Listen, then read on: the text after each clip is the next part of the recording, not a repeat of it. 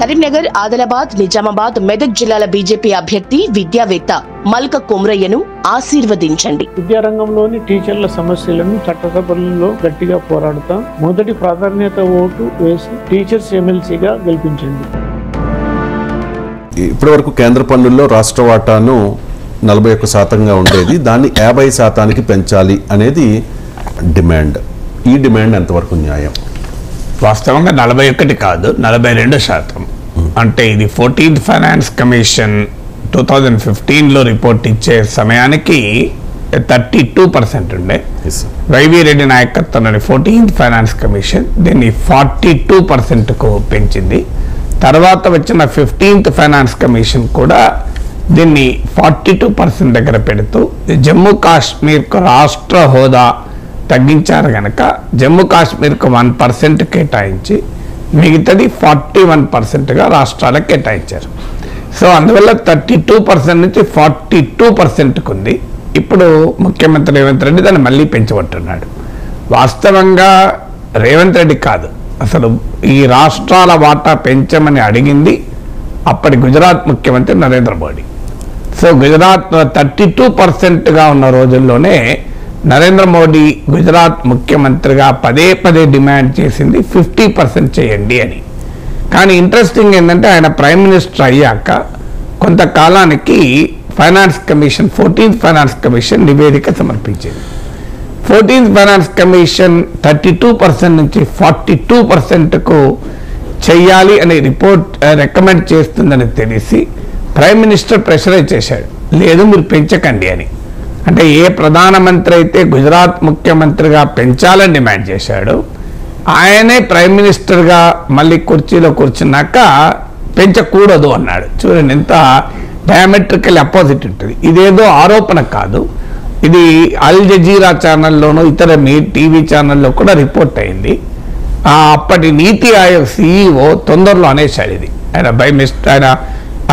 అన్యాపదేశంగా ఒక ప్రసంగంలో prime minister దాన్ని తగ్గించాలని కోరుకున్నాడని చెప్పేశాడు. సో ఇక మరి 42% ఆల్రెడీ ఉంది కదా, దీన్ని పెంచాలి అనడం కరెక్టా అని. వాస్తవంగా 42% పెంచారు, కానీ రియాలిటీ ఏంటంటే రాష్ట్రాలకు నిజంగా దక్కుతున్నది 30% మాత్రమే. కారణం ఏంటి అంటే ఒక చేత్తో ఇచ్చి కేంద్రం ఇంకో చేత్తో తీసుకుంది. ఇది ఒక రకంగా చాలా డిసెప్టివ్ ఫిస్కల్ ఫెడరలిజం అంటారు. అంటే చాలా మోసపూరితమైన ఫెడరలిజం. ఎందుకంటే పైకోమో 42%కి పెంచినట్టుగా చూపుతున్నారు, ఆచరణలో ఇతర రకాల చర్యల ద్వారా అది రాష్ట్రాలకు రావాల్సిన వనరులు తగ్గిపోయాయి. అంటే రియాలిటీలో ఇది 30% మించి ఉండదు, అరౌండ్ 30%. ఎలా చేశారు ఇది అర్థం కావాలంటే మొదలు మనకు అసలు రాష్ట్రాల బాధ్యతలు ఏంటి, రాష్ట్రాలకున్న ఆదాయ వనరులు ఏంటి. మన రాజ్యాంగంలో ఉన్నటువంటి అసిమెట్రికల్ ఫెడరలిజం అంటారు. అంటే కేంద్రానికి రాష్ట్రాలకు మధ్య ఉన్న సంబంధాలలో ఉన్న స్వభావ రీత్యా ఆదాయ వనరులేమో కేంద్రం చేతుల్లో ఉంటాయి, ఖర్చుల బాధ్యతమో రాష్ట్రాల పైన ఉంటుంది. సో ఇది చాలా ఇంబ్యాలెన్స్. మన భారత రాజ్యాంగంలోని ఆర్థిక సమాఖ్య అమలు తీరు, the character of fiscal federalism ఏంటంటే ఖర్చుల బాధ్యతమో రాష్ట్రాల పైన, ఆదాయ వనరులేమో కేంద్రం పైన. ఇప్పుడు ఉదాహరణకు మీకు దేశంలో వసూలవుతున్న ఆ పన్నుల్లో 37% మాత్రము రాష్ట్రాలకు అందుతుంది, ఓన్లీ 37% రాష్ట్రాలకు. కానీ ఖర్చుల విషయంలోనైతే 62.4% ఆఫ్ పెండింగ్ రెస్పాన్సిబిలిటీ రాష్ట్రాలపైన ఉంటుంది. మీకు రాష్ట్రాలేమో దేశం మొత్తం మీద కేంద్రము రాష్ట్రము కలిపి చేస్తున్న ఖర్చులో 62% రాష్ట్రాలే చేస్తాయి, 62.4 టు బి ప్రిసైజ్. కానీ కేంద్రానికి రాష్ట్రానికి వస్తున్న అన్ని రకాల ఆదాయాలు కలిపి చూస్తే 37% మాత్రమే స్టేట్స్ వస్తున్నాయి. అంటే రాష్ట్రాలు 37% ఆదాయాన్ని పొంది 62%కు పైగా ఖర్చు పెట్టాల్సి వస్తుంది దేశంలో ఉన్న మొత్తం ఖర్చులో. సో ఇప్పుడు ఉదాహరణకు మనకు ఫిజికల్ ఎడ్యుకేషన్ తీసుకుందాం. సో ప్రజలపైన చేసే ఖర్చు, దేశ రక్షణ, ఇలాంటి అంశాల్లో కేంద్రం ఖర్చు పెడుతుంది కాదని ఎవరన్నారు. కానీ మీకు ఉదాహరణకు ఎక్కువగా ఖర్చు అయ్యేది ఎక్కడ, ఉదాహరణకు ఎడ్యుకేషన్. మీరు ఎక్కడైనా చూడండి, సెంట్రల్ స్కూల్స్ ఉంటాయి. సెంట్రల్ స్కూల్స్ ఎన్ని ఉంటాయి, స్టేట్ స్కూల్స్ ఎన్ని ఉంటాయి. సెంట్రల్ యూనివర్సిటీ ఒక్కటి ఉంటే తెలంగాణలో ఉదాహరణకు మీకు ఎన్ని రాష్ట్ర యూనివర్సిటీలు ఉన్నాయో చూడండి. హాస్పిటల్ తీయండి, సెంట్రల్ హాస్పిటల్ ఎన్ని ఉంటాయి. ఇప్పుడు సికింద్రాబాద్ ఒక మిలిటరీ హాస్పిటల్, ఒక ఈఎస్ఐ హాస్పిటల్, మిగతా అన్నీ కూడా రాష్ట్ర ప్రభుత్వ హాస్పిటల్స్. మీరు చూడండి, పోలీసు సిఆర్పిఎఫ్ బెటాలియన్ ఒక్కటి ఉంటుంది, ఊరున్న పోలీస్ స్టేషన్లు ఉంటాయి. అంటే లా అండ్ ఆర్డర్ పైన ఖర్చు పెట్టేది రాష్ట్రం. ఇలా మీరు సంక్షేమ పథకాలు కూడా తీయండి. కేంద్రం సంక్షేమ పథకాలతో పోలిస్తే రాష్ట్రాల సంక్షేమ పథకాలు ఎక్కువ ఉంటాయి. అంటే రాష్ట్రాలేమో ప్రజా సంక్షేమం పైన చేసే ఖర్చులో మొత్తం ఖర్చు కేంద్రము రాష్ట్రం చేసే ఖర్చులో 62% పైగా భరిస్తుంటే ఆదాయం మాత్రం 37% పొందుతున్నాయి. ఇది మొదటి డ్రాబ్యాక్. ఇక రెండవ డ్రాబ్యాక్ ఏంటంటే కేంద్రం నుంచి రాష్ట్రాలకు వచ్చే నిధులు వివిధ రూపాల్లో ఉంటాయి. ఒక ఫైనాన్స్ కమిషన్ ద్వారా వచ్చే పన్నుల డివల్యూషన్ అందులో ఒక భాగం మాత్రమే. ఈ పన్నుల్లో కూడా డివిజిబుల్ పూల్ నుంచి వచ్చేటువంటి వాటిని మాత్రమే రాష్ట్రాలతో పంచుకుంటుంది. ఇప్పుడు ఉదాహరణకు పెట్రోలు డీజిల్ పైన మనం ఎక్సైజ్ డ్యూటీ కడతాం. ఎక్సైజ్ డ్యూటీ ద్వారా కేంద్రానికి వచ్చిన ఆదాయంలో 42% రాష్ట్రాలకు ఇస్తారు. కానీ అదే పెట్రోల్ పైన మన సెంట్రల్ రోడ్ ట్యాక్స్ కడతాం. సో సెంట్రల్ రోడ్ ట్యాక్స్ కడితే అది రాష్ట్రాలతో పంచుకోరు, అది కేంద్రమే తీసుకుంటుంది. కారణం ఏంటి అంటే అది ఒక స్పెసిఫిక్ పర్పస్ కొరకు విధించబడినటువంటి ట్యాక్స్ కనుక, సెస్ కనుక అది కూడా టెంపరీగా తాత్కాలికంగా విధించబడింది అని భావిస్తారు కనుక అది రాష్ట్రాలతో పంచుకోరు. కానీ రియాలిటీలో ఏం జరుగుతుంది అంటే అది టెంపరీగా ఉండడం లేదు, అది శాశ్వతంగా ఉంటుంది. అలాగే అది ఆ పర్పస్ కాకుండా ఇతర పర్పస్ కూడా ఖర్చు పెడుతున్నారు. మీరు ఉదాహరణకు చూడండి, 2017-18 బడ్జెట్లో మీకు basics first income tax slab 10% నుంచి 5% తగ్గించారు. ఫలితంగా ఇన్కమ్ ట్యాక్స్ ద్వారా వచ్చేటువంటి ఆదాయం తగ్గుతుంది, దాంతో రాష్ట్రాల వాటా తగ్గుతుంది. కానీ 50 లక్షల కన్నా ఎక్కువ ఆదాయం ఉన్న వాటిపైన సర్చార్జ్ పెంచారు. ఫలితంగా ఏం జరుగుతుంది, ఆ సర్చార్జ్ ద్వారా వచ్చిన డబ్బు మొత్తం కేంద్రానికే వెళ్తుంది. సో అలాగే 2018-19 బడ్జెట్లో ఎక్సైజ్ డ్యూటీ, కేంద్ర ఎక్సైజ్ సుంకం 9 రూపాయలు తగ్గించారు. కానీ సెంట్రల్ రోడ్ ట్యాక్స్ 9 రూపాయలు పెంచారు. దానివల్ల ఏమవుతుంది, ఎక్సైజ్ డ్యూటీ ఏమో రాష్ట్రాలతో పంచుకుంటారు, సెంట్రల్ రోడ్ ట్యాక్స్ ఏమో రాష్ట్రాలతో పంచుకోరు. ఫలితంగా రాష్ట్రాలకు వచ్చేటువంటి ఆదాయమేమో తగ్గిపోతుంది. ఇలా మీకు సెస్లు సర్చార్జీల రూపంలో కేంద్రము విధించేటి అన్నీ కూడా రాష్ట్రాలతో పంచుకోదు. ఈ రాష్ట్రాలతో పంచుకునే పన్నులో వాటానేమో తగ్గుతుంది, రాష్ట్రాలతో పంచుకొని నాన్ షేరబుల్ కాంపోనెంట్ సెస్లు సర్చార్జీలేమో పెరుగుతున్నాయి. మీకు ఉదాహరణకు 2004లో యూపీఏ ఫస్ట్ ప్రభుత్వం అధికారంలోకి వచ్చినప్పుడు cesses and surcharges as a part of the gross tax revenues అంటే మొత్తం పన్నుల ఆదాయంలో 11.4% ఉండే 2004లో సెస్సులు సర్చార్జీలు. అంటే ఇవి రాష్ట్రాలతో పంచుకోవాల్సిన అవసరము లేనివి. ఇది 2009 అంటే యూపీఏ ఫస్ట్ టర్మ్ ఎండ్ అయ్యే వరకు 11.5%కు పెరిగి 11.5% ఉంది. అంటే జస్ట్ సిమిలర్ రేట్లో ఉంది, 11.4, 11.5 ఉంది. ఇది మీకు యూపీఏ సెకండ్ టర్మ్కి వచ్చే వరకు కాస్త పెరిగి 12.4% వచ్చింది. అంటే cesses and surcharge as a part of the total gross tax revenues of the central government, అంటే రాష్ట్రాలతో పంచుకోవాల్సిన అవసరం లేని. 2014-15 ఎన్డీఏ ప్రభుత్వం మొదటి సంవత్సరంలో ఇది 13.5% పెరిగి ఇవాళ 20.2% ఉంది. అంటే 2004-9 మధ్య కాలంలో యూపీఏ ప్రభుత్వ హయాంలో 11.5% ఉన్న సెస్లు సర్చార్జీలు టోటల్ కేంద్ర ప్రభుత్వ పన్నుల ఆదాయంలో అది కాస్త ఇప్పుడు 20.2% పెరిగింది. అంటే నియర్లీ డబుల్ అయింది. అంటే రాష్ట్రాలతో షేర్ చేసుకొని కాంపోనెంట్ డబుల్ అయింది. అంటే ఇది మరి రాష్ట్రాలకు నష్టం కదా, మీరు ఆలోచించండి. ఇక మూడవది చెప్తాను. మూడవది ఈ ఫైనాన్స్ కమిషన్ డెవల్యూషన్తో పాటు సెంట్రల్లీ స్పాన్సర్డ్ స్కీమ్స్ ఉంటాయి, సిఎస్ఎస్ అంటారు. అంటే ఉదాహరణకు మనకు మహాత్మా గాంధీ జాతీయ ఉపాధి హామీ పథకము, ఇలాంటి వివిధ రకాల కేంద్ర పథకాలు. ఇదివరకు ఈ పథకాలలో రాష్ట్రాలు 40% ఖర్చు పెట్టుకోవాలి, 60% కేంద్రం ఇచ్చేది. కేంద్రం డబ్బులు ఇస్తుంది కనుక ఆశతో రాష్ట్రాలు ఈ పథకాలపైనే ఖర్చు చేస్తారు. అంటే తమ అవసరాలు ఏంటి, తమ ప్రాధాన్యతలు ఏంటి సంబంధం లేకుండా కేంద్రం ఇచ్చే పథకాలు అమలు చేస్తారు. ఎందుకంటే అందులో 40% తాము పెట్టుకుంటే 60% కేంద్రం ఇస్తుంది కనుక ఆ రాష్ట్రాల వాటాను ఇప్పుడు 50% చేశారు చాలా స్కీమ్లకు. అంటే సెంట్రల్లీ స్పాన్సర్డ్ స్కీమ్స్లో కూడా రాష్ట్రాలు పెట్టుకోవలసిన దాన్ని 40% నుంచి 50% పెంచారు. ఇది మూడవది. నాలుగవది గ్రాంట్స్ ఇన్ ఎయిడ్ అంటారు. అంటే కేంద్రము రాష్ట్రాలకు ఇచ్చేటువంటి గ్రాంట్లు. ఇది మీకు 2015-16లో ఆ ఇయర్లో కేంద్రము రాష్ట్రాలకు ఇచ్చిన గ్రాంట్స్ పైన కేంద్రం చేసిన వ్యయము 1,95,000 crores. అది కాస్త 1,65,000 crores పడిపోయింది. అంటే గ్రాంట్స్ ఇన్ ఎయిడ్ రాష్ట్రాలకు అప్పులు కాకుండా తిరిగి చెల్లించాల్సిన అవసరము లేని గ్రాంట్ల పైన చేసే వ్యయం ఎవ్రీ ఇయర్ పడిపోతుంది. 1,95,000 crores నుంచి 1,65,000 crores పడిపోయింది. నేను ఇంతకుముందే చెప్పాను మీకు, సెస్సులు సర్చార్జీల వల్ల రాష్ట్రాల ఆదాయం కోల్పోతుంది.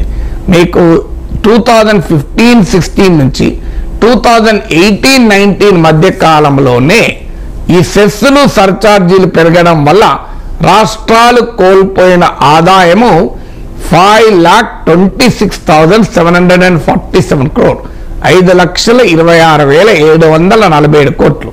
అంటే నియర్లీ 5,27,000 కోట్లు. ఇక ఐదవది సెంట్రల్ సెక్టార్ స్కీమ్స్ అంటారు. ఈ సెంట్రల్ సెక్టార్ స్కీమ్స్ పూర్తిగా కేంద్ర ప్రెరగేటివ్. కేంద్రమే నిర్ణయిస్తుంది ఏం చేయాలని, కేంద్రమే ఖర్చులు పెట్టుకుంటుంది. ఉదాహరణకు రీజనల్ కనెక్టివిటీ అని, అలాగే మీకు ప్రొడక్షన్ లింక్డ్ ఇన్సూరెన్స్ స్కీమ్ అని, ఇలాంటివి. ఇందులో ఏమవుతుంది అంటే కేంద్రము తనకు ఫేవర్గా ఉన్న రాష్ట్రాలకు ఈ సెంట్రల్ సెక్టార్ స్కీమ్స్లో ఎలకేషన్స్ ఇస్తూ ఉంటుంది. అంటే బ్లేటెంట్గా రాష్ట్రాల మధ్య వివక్ష చూపేటువంటి ఖర్చు ఇది సెంట్రల్ సెక్టార్ స్కీమ్స్ అంటారు. దీనిపైన కేంద్రం చేసే ఖర్చు ఈ పీరియడ్లో ఈ మోడీ ప్రభుత్వం అధికారంలోకి వచ్చాక 3 times పెరిగింది, 300% పెరిగింది. మీకు ఉదాహరణకు సెంట్రల్ సెక్టార్ స్కీమ్స్ పైన 2015-16లో టోటల్ ఎలకేషన్ 5,21,000 5,21,000 crores ఉంటే 2023-24 వచ్చే వరకు అది 14,68,000 crores పెరిగింది. అంటే సెంట్రల్ సెక్టార్ స్కీమ్స్ అంటే కేంద్రమే పూర్తిగా అధికారం ఉంటుంది, రాష్ట్రాలకు ఎలాంటి సేవ ఉండదు. కేంద్రమే మొత్తం ఖర్చు పెట్టుకుంటుంది. కేంద్రం తాను ఇష్టం వచ్చిన చోట ఇష్టం వచ్చిన పద్ధతిలో ఖర్చు పెడుతుంది. అది 5,21,000 crores ఉంటే 2015-16లో 2023-24 వచ్చే వరకు 14,68,000 crores పెరిగింది. అంటే మీరు ఎలా రాష్ట్రాలకు చెందాల్సినటువంటి రావాల్సినటువంటి నిధులు ఎవ్రీ ఇయర్ ఎలా తగ్గుతున్నాయి, రాష్ట్రాలేమో ఖర్చు చేయాల్సింది ఎలా పెరుగుతుందనడానికి ఇది గణాంకాలు. ఇక ఆరవది ముఖ్యంగా మనలాంటి south Indian states Andhra Pradesh, Telangana, Tamil Nadu, Karnataka, Kerala ఇలాంటి రాష్ట్రాలు ప్రత్యేకంగా నష్టపోతున్న డైమెన్షన్ ఏంటంటే ఫైనాన్స్ కమిషన్ ఒకసారి పర్సంటేజ్ డిసైడ్ చేశాక, ఉదాహరణకు 42% అంటే 100 రూపాయలను 42 రూపాయలు రాష్ట్రాలకు పంచాలి. దీన్ని వర్టికల్ డివల్యూషన్ అంటారు. ఒకసారి ఈ పర్సంటేజ్ డిసైడ్ అయ్యాక ఈ 42% ఏ రాష్ట్రాలలో ఎంత ఇవ్వాలి అంటే దీన్ని హారిజంటల్ ఫిస్కల్ డివల్యూషన్ అంటారు. అంటే తెలంగాణకి ఎంత ఇవ్వాలి, ఆంధ్రాకి ఎంత ఇవ్వాలి, ఉత్తరప్రదేశ్కి ఎంత ఇవ్వాలి, బీహార్కి ఎంత ఇవ్వాలి అని. ఈ హారిజంటల్ డివల్యూషన్కు ఫైనాన్స్ కమిషన్కు ఫార్ములా ఉంటుంది.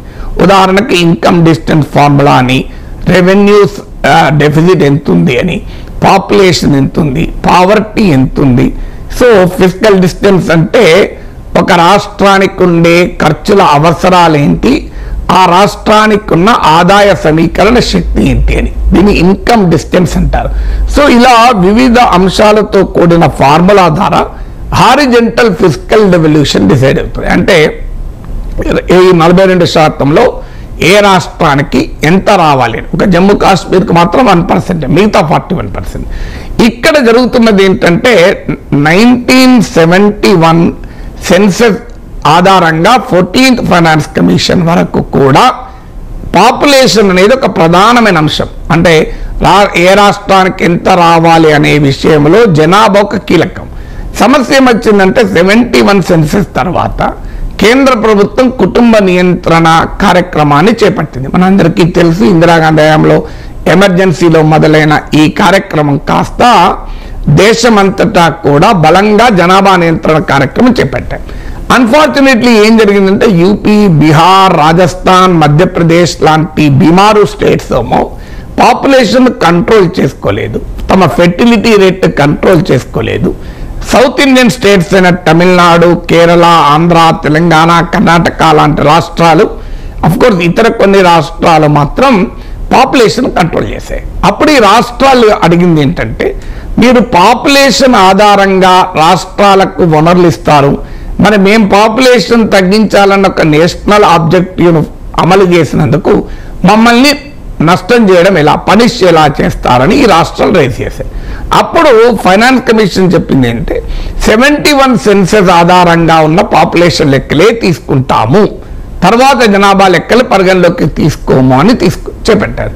కానీ 14th ఫైనాన్స్ కమిషన్లో మొదటిసారిగా 2011 సెన్సస్ కూడా కొంత వెయిటేజ్ ఇచ్చారు. ఇక 15th ఫైనాన్స్ కమిషన్ నుంచి టోటల్గా 2011 సెన్సస్ తీసుకుంటున్నారు. ఫలితంగా రాష్ట్రాలు నష్టపోతున్నాయి. మీకు ముఖ్యంగా జనాభా నియంత్రించిన ప్రోగ్రెసివ్ స్టేట్స్ నష్టపోతున్నాయి. జనాభా నియంత్రణలో విఫలమైన యూపీ, బీహార్ లాంటి రాష్ట్రాలు లాభపడుతున్నాయి. మీకు ఉదాహరణకు తమిళనాడు వాటా బిఫోర్ 1971 సెన్సస్ తీసుకుంటున్న సమయంలో, అంటే 14th ఫైనాన్స్ కమిషన్ కన్నా ముందు తమిళనాడు వాటా 4.7% ఉండే. టోటల్ ఇప్పుడు 42%లో 4.7% వరకు తమిళనాడుకు వచ్చేది. అది కాస్త 3.6% పడిపోయింది 2011 సెన్సస్ తీసుకోవడం వల్ల. కేరళ వాటా 2.5% నుంచి 1.9% పడిపోయింది.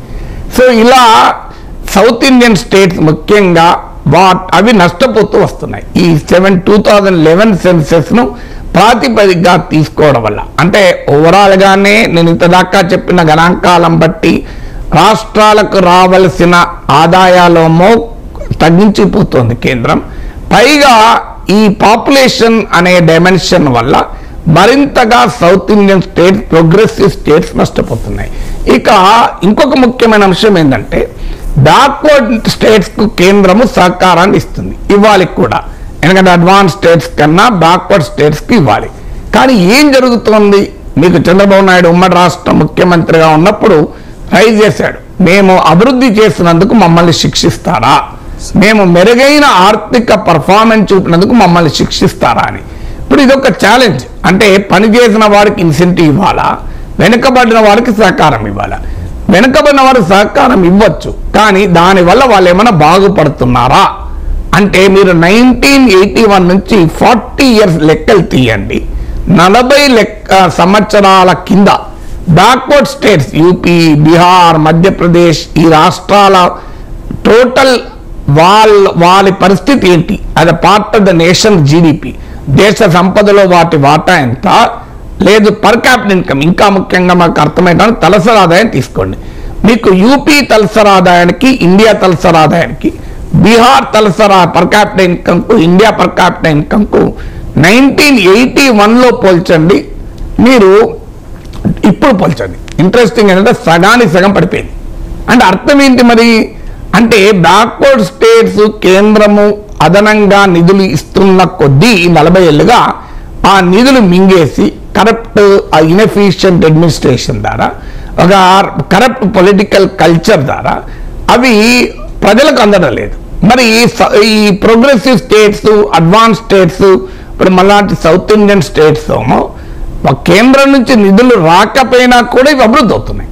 మరి ఇప్పుడైనా కేంద్రం ఆలోచించాలి కదా, ఈ will we incentivize development or incentivize backwardness, will incentivize performance or inefficiency అని. కానీ ఇంకా కేంద్ర ప్రభుత్వము, ఎందుకంటే North Indian states, Hindi states తమకు పొలిటికల్గా బలమైన రాష్ట్రాలు గనక, అక్కడే అది బీజేపీకి ఎంపీలు వస్తాయి గనక వాళ్ళు బ్యాక్వర్డ్నెస్ ఉన్నా కూడా అది వాళ్ళు మెరుగుపరచుకోకపోయినా ఇంకా ఆ స్టేట్స్కి నిధులు ఇస్తూ వచ్చారు. ఇప్పుడు మన కేటీఆర్ అనేక సార్లు ఈ అంశాన్ని మనం రైజ్ చేశాడు. నేను రూపాయి ఇస్తే మాకెంత వస్తుంది, యూపీ రూపాయి ఇస్తే యూపీకి ఎంత వస్తుంది అని. సో ఇలా వివిధ రూపాలలో రాష్ట్రాల ఆర్థిక వనరుల పైన నిరంతరం దాడి జరుగుతోంది కనుక ఖచ్చితంగా కేంద్ర పన్నుల్లో రాష్ట్ర వాటా పెంచాలన్న డిమాండ్ సరైంది. ఇది ఎవరో కాదు, గుజరాత్ ముఖ్యమంత్రి గారు ఇంతకుముందు చెప్పినట్లు నరేంద్ర మోడీ పెంచాలని అన్నాడు. మీరు ఏ గణాంకాలు చూసినా కూడా ఈ డిమాండ్ పూర్తిగా న్యాయమైంది.